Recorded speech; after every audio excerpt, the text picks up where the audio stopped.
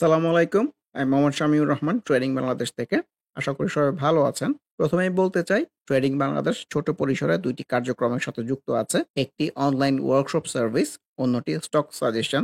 দুটোই নামমাত্র মূল্যে পেইড সার্ভিস। ২ ঘন্টার মাত্র ২ টি সেশনের মাধ্যমে এই ওয়ার্কশপটি ডিজাইন করা হয়েছে। স্টক প্রাইসের বেসিক ক্যারেক্টারিস্টিক্স এবং কিছু ইফেক্টিভ স্ট্র্যাটেজির কম্বিনেশন করে এই ওয়ার্কশপগুলো ডিজাইন করা। নতুন কিংবা পুরাতন যেকোনো ধরনের বিনিয়োগকারী এই ওয়ার্কশপে অ্যাটেন্ড করতে পারবেন। যারা প্র্যাকটিক্যালি ট্রেডিংটা হাতে কলমে শিখে রেগুলার ইনকাম জেনারেট করতে চান, তারা চাইলে ট্রেডিং বাংলাদেশের এই ওয়ার্কশপ কার্যক্রমে যুক্ত হতে পারেন। এর বাইরে যারা চাকরি, ব্যবসা কিংবা অন্য যেকোনো ধরনের কাজের জন্য রেগুলার এই মার্কেটটা ফলো করতে পারেন না, কিন্তু স্টক মার্কেটের সাথে কানেক্ট থাকতে চান, তারা চাইলে ট্রেডিং বাংলাদেশের স্টক সাজেশন সার্ভিসটা অ্যাভেইল করতে পারেন। এর বাইরে এই চ্যানেলে ট্রেডিং বেসিক্স নামে একটি প্লেলিস্ট রয়েছে। এটি মূলত ট্রেডিং শেখার প্লেলিস্ট। ক্যান্ডেলস্টিক এবং এর বিভিন্ন প্যাটার্ন, বিভিন্ন effective strategy, for example moving average trading strategy, upswing এর বিভিন্ন ফেজ এবং এই ফেজে ট্রেড প্ল্যান করার কোনো স্কোপ আছে কিনা, কিংবা বাউন্স ব্যাক ক্যান্ডেলগুলো কেমন হতে পারে, এসব সহ ট্রেডিং সংক্রান্ত বিভিন্ন বিষয়ের উপর ভিডিও দেয়া আছে। যে যেখানে আছেন সেখান থেকেই ট্রেডিং বেসিক্স প্লেলিস্টটি ফলো করে ট্রেডিং সম্পর্কে আইডিয়া নিতে পারেন। আলোচনার শুরুতে যদি ইন্ডেক্সটা নিয়ে বলি, তো ইন্ডেক্সের মধ্যে তো আসলে ডাউন সুইং চলমান, ট্রেন্ড ইজ স্টিল অন। কিন্তু আমরা জানি যে একটা ট্রেন্ডের মধ্যে বিভিন্ন ধরনের সুইং থাকে।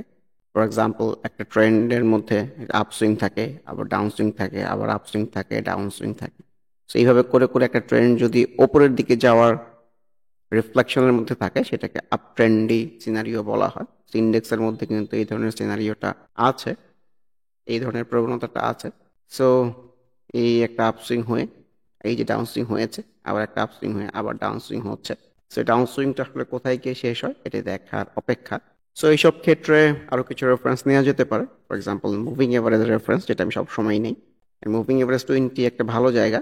এইখান থেকে যদি একটা ইন্ডেক্স বাউন্স করে, তাহলে কিন্তু এখান থেকে বাউন্স করে একটা আপসুইং এর দিকে যেতে পারে। এর আগে এই জায়গাটায় যেমন আমরা মুভিং এভারেজ 9 থেকে কিন্তু বাউন্স করে ছোট্ট একটা আপসুইং হতে দেখেছি। এবারও কিন্তু 9-এর কাছাকাছি। আর 9টাকে আমি সবসময় রেফারেন্সের মধ্যে রাখি না, কারণ 9টা হচ্ছে বেশি রিয়াক্টিভ, স্টক প্রাইসের কাছাকাছি থাকে। সো আমার কাছে 20 আর 50টাকেই আমার জন্য প্রযোজ্য মনে হয় আর কি। এক একজন তো আসলে এক একভাবে মার্কেটটা দেখে। সো আমি যেভাবে মার্কেটটাকে দেখি সেভাবেই উপস্থাপন করার চেষ্টা করি।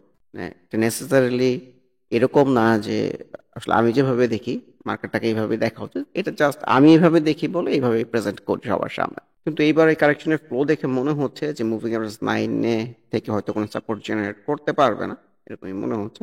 হয়তো 20 পর্যন্ত আসবে। আমার 20 যদি ব্রেক করে যায়, তাহলে কিন্তু বড় কারেকশন হলেও অবাক হওয়ার মতো কিছু নাই।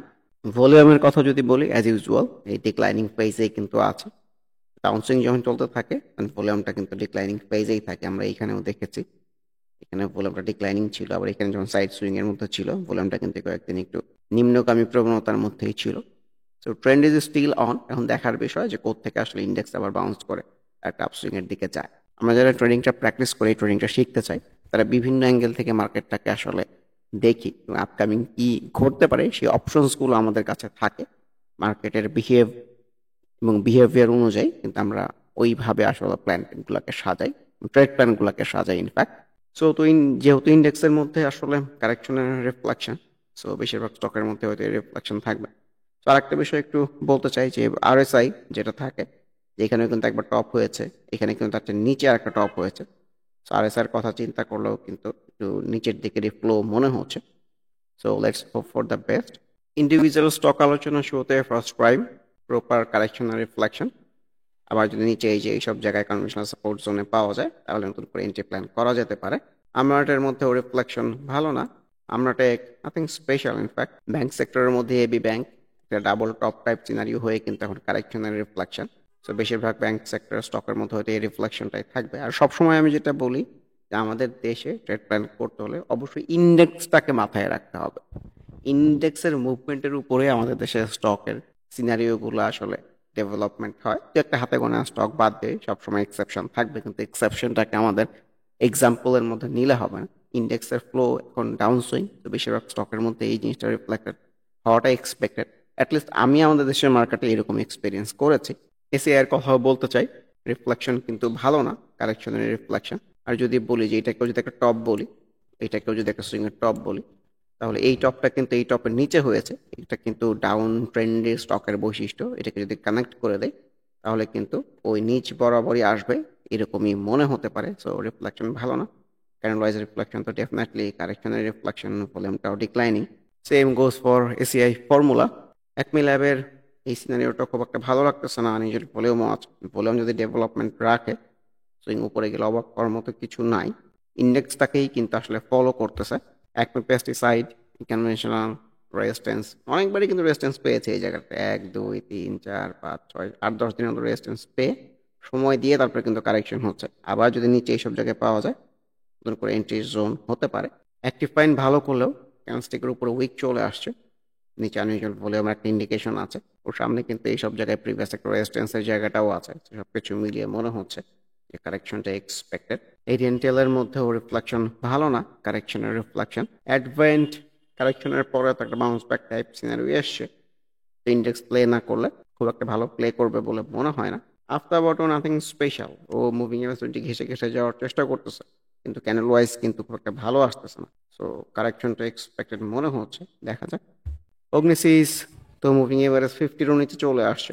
এটা কিন্তু একটা বড় ইন্ডিকেশন যে বড় একটা কারেকশন হতে পারে। ইন্স্যুরেন্স সেক্টরের মধ্যে অগ্রণী ইন্স্যুরেন্স প্রপার ডাউন সুইং চলতেছে। এআইএল অবজারভেশনের ভিতরে রাখা যেতে পারে। সুইং আসলে উপরের দিকে ট্রেড প্ল্যান করার চেয়ে নিচের দিকে ট্রেড প্ল্যান করাটাই ওয়াই। অল্প অল্প করে কালেকশন করা যেতে পারে। তো ইন্ডেক্সকে একটু সময় দিতে হবে যে কারেকশনটা আসলে কবে শেষ হয়। লো পেডের মধ্যে অ্যাম্বি ফার্মা নট ব্যাড।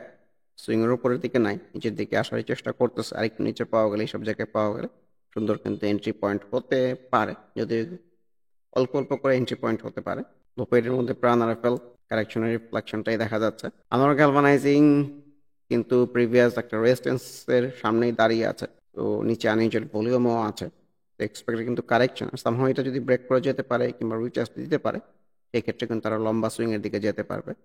এটা কিন্তু একটা স্ট্রং রেজিস্ট্যান্স জোন আমি বলতে চাই। একবার, দুইবার, তিনবার, চারবার, ফিফথ টাইমের মধ্যে কিন্তু এই রেজিস্ট্যান্স জোনের মধ্যে এসছে। আর একটা ইন্ডিকেশন আনইউজুয়াল ভলিউমও আছে। কারেকশন হলে কিন্তু আবার নিচে এইসব জায়গায় চলে আসতে পারে। লো পেড আপ ক্যাপিটাল স্টকের মধ্যে অ্যাপেক্স ফুড মুভিং এভারেজ থেকে তো উপরের দিকে যাওয়ার রিফ্লেকশন। এক্ষেত্রে ভলিউমটা খুব ভাইটাল রোল প্লে করবে। সেম ভলিউম যদি কন্টিনিউ না হয় কিংবা এর চেয়ে বেশি ভলিউম না হয়, সেই ক্ষেত্রে কিন্তু এটি আনইউজুয়াল ভলিউম হয়ে যেতে পারে, কারেকশনের রিফ্লেকশনে চলে আসতে পারে। আর ভলিউম যদি পেয়ে যায় তাহলে কিন্তু এখান থেকে সুইং এর আর একটা পেস হওয়া কিংবা একটা আপ সুইং হওয়া অসম্ভব কোনো কিছু নয়। লো পেড আপ ক্যাপিটাল স্টকগুলো কতদিন অ্যাক্টিভিটি ভালো ছিল, অ্যারামিটার মধ্যে কিন্তু রিফ্লেকশনটা ভালো। ভলিউমের ডেভেলপমেন্টটা ভাইটাল হবে upcoming days. Asiatic lab same ইন্ডেক্সকে ফলো করতেছে। এখানেও কিন্তু সেম বিষয়টাই বলতে চাই, ক্যান্ডেল ওয়াইজ খুব একটা ভালো কিন্তু আসে নাই। এটাকেও যদি এই সুইংটার টপ বলি, এটাকে যদি এই সুইংটার টপ বলি, সো এই সুইং এর টপটা কিন্তু এইটার চেয়ে নিচে হয়েছে। তো এরকম হতে থাকলে কিন্তু ও আস্তে আস্তে কারেকশনেই চলে আসতে পারে। সো সেই দিকটাও কনসিডারেশনের মধ্যেও রাখা যেতে পারে। Aziz pipe double top type সিনারিওর সামনে দাঁড়িয়ে, ডাবল টপ হলে তো আমরা এক্সপেরিয়েন্স করি যে মার্কেট কারেকশন এক্সপেরিয়েন্স করে। ট্রেন্ড লাইন যদি ড্র করি, এখানে একবার রেজিস্ট্যান্স পেয়েছে, এটা আশেপাশ থেকে আবারও রেজিস্ট্যান্স পেয়েছে। এটা যদি ব্রেক করে না যায় তাহলে কারেকশনটা কিন্তু expected. Low paid up capital স্টকের মধ্যে বঙ্গজের মধ্যেও সেম রিফ্লেকশন, ক্যান্ডেলস্টিকের বড় মধ্যে বড় একটা উইক। উইক মানে তো আসলে বাইরের চেয়ে সেলারের অ্যাক্টিভিটি। ব্যাংক সেক্টরের মধ্যে ব্যাংক এশিয়াও কিন্তু কনভেনশনাল রেজিস্ট্যান্স জোন থেকে রেজিস্ট্যান্স পেয়ে কারেকশনের রিফ্লেকশনের ভেতরে আছে। ব্যাড বিসি নাথিং স্পেশাল, কারেকশনের রিফ্লেকশনটাতেই ভাবা উচিত। বিবিএস কেবলস প্রপার কারেকশনের রিফ্লেকশন। ভিডিও টোকার ভালো করলেও ক্যান্ডেলস্টিকের উপরে উইক। ভলিউমটা অলক্ষণীয়। ডেভেলপমেন্ট রাখতে ভলিউমের ডেভেলপমেন্টটা রাখতে পারলে হয়তো সুইংটা একটু উপর পর্যন্ত কন্টিনিউ করতে পারে। বিডি ফাইন্যান্স কারেকশনটাই হবে এরকমই মনে হচ্ছে। আসলে যেহেতু ইন্ডেক্সের মধ্যেই কারেকশনের রিফ্লেকশন, আমার কাছে বেশিরভাগ স্টকের মধ্যেই সেম রিফ্লেকশনটাই, কারেকশনই হয়তো আজকে বেশি বলতে হবে। লো পেড আপগুলো ভালো করতেছে লাস্ট দিন, আমি তো বললাম। সো বিডি ল্যাম্পসও কিন্তু এর ব্যতিক্রম না, ভলিউমটাও পাচ্ছে। So let's C. BD Thai food একদম ছবির মতো আনইউজুয়াল ভলিউম ছিল, ক্যান্ডেলস্টিক ওয়াইজ খুব একটা ভালো ছিল না। প্রপার কিন্তু কারেকশনের রিফ্লেকশনে চলে আসতেছে। বিচ হ্যাচারিজ মুভিং এভারেজ 50টাকেও কিন্তু ক্রস করে ফেলেছে, রিফ্লেকশন ভালো না। তো এই জায়গায় একটা কনভেনশনাল সাপোর্ট জোন ক্রিয়েট হয়েছে রিসেন্টলি। সো এই সব জায়গায় পেলে কিন্তু নতুন করে এন্ট্রি পয়েন্ট হতে পারে অল্প অল্প করে। বিপিপিএল একটা ট্রায়াঙ্গেলের মধ্যে ছিল, ব্রেক করে ফেলেছে। সো বড় কারেকশন হলেও অবাক হওয়ার মতো কিছু নাই। ব্র্যাক ব্যাংক অবশেষে মনে হচ্ছে এই যে ট্রেন্ডি সিনারিও এটা থেকে কিন্তু প্রপার ডাউন সুইংয়ে আসতেছে। মুভিং এভারেজ 20 তাকেও যদি ব্রেক করে ফেলে তার 50, তাহলে কিন্তু আরো বড় কালেকশন হলেও অবাক হওয়ার মতো কিছু নাই। তো অবজারভেশনের ভেতর রাখেন।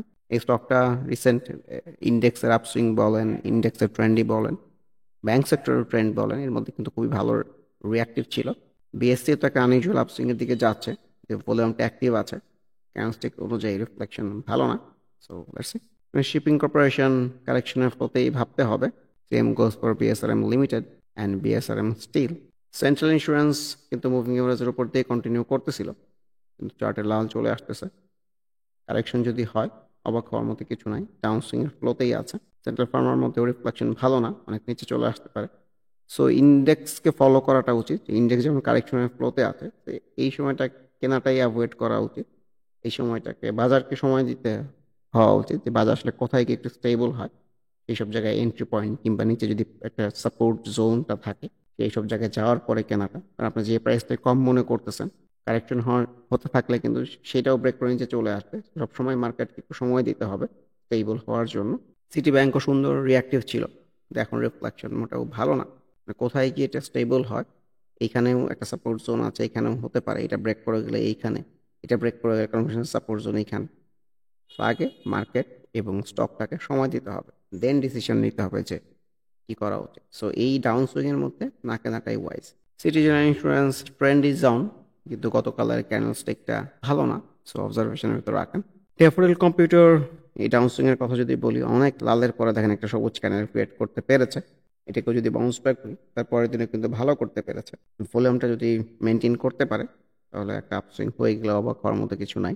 ডিবিএইচ কারেকশন আর রিফ্লেকশন। দেশ গভর্নমেন্টস গতকাল ক্যান্ডেলস্টিক ভালো ছিল না, একটা আনইউজুয়াল ডাউনসুইং হয়ে গেলে অবাক হওয়ার মতো কিছু নাই। দুলামিয়া কটন তো ঊর্ধ্বমুখী প্রবণতা অব্যাহত আছে, সুইংয়ের উপরের দিকে ট্রেড প্ল্যান করাটা আসলে ওয়াইজ না।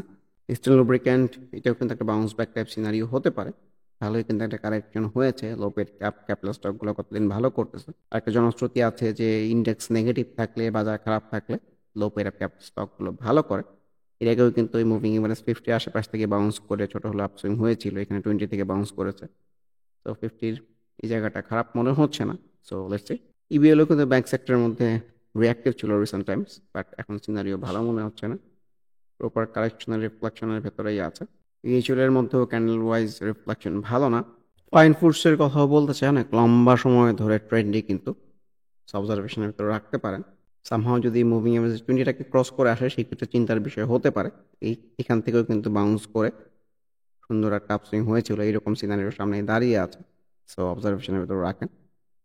ট্রেন্ডের চার্ট দেখেই মনটা আসলে ভরে যায়, খুবই সুন্দর গুটি গুটি পায়ে উপরের দিকে যাওয়ার রিফ্লেকশন, ভেরি গুড। ফরচুন আস্তে আস্তে কিন্তু আবার নতুন করে কালেকশনের জায়গায় আসতেছে। আমরা যদি একটা ট্রেন্ড লাইন ড্র করতে চাই এখানে, যে এইসব জায়গায় আসলে কিন্তু নতুন করে কালেকশন করা যেতে পারে।